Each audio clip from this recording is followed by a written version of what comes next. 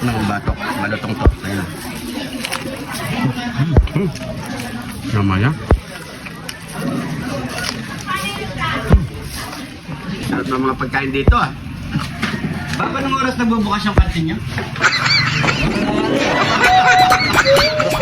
Alas 10, ang maaga. Pwede na, panangalian. Hanggang alas 10 ng gabi. Oo. Sarap ng mga ulam. Kantin pala to, pare koy. Oo, kantin to. Kala ko kasal. Iba yata Iba yata napunta mo kantin, Iba pare yata koy. puntahan natin kami ko.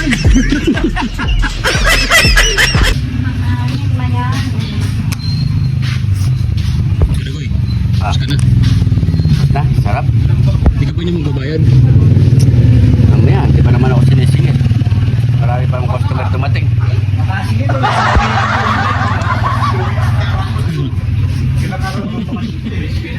Apron ako.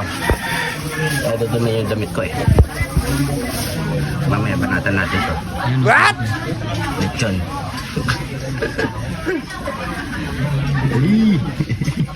Pinasilip mo pa, no?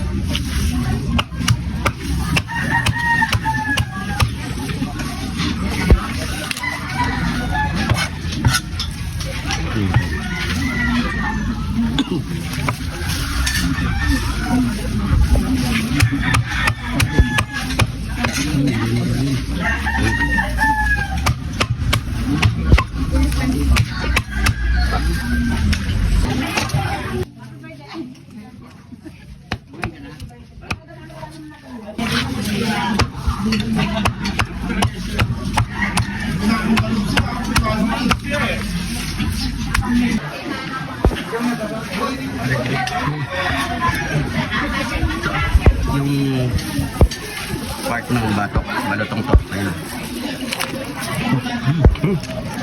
Namaya.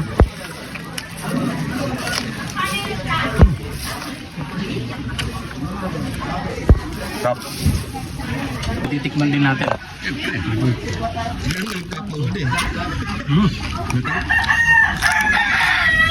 Hindi masyadong delay, may maingay yung mga ano eh, mga manok.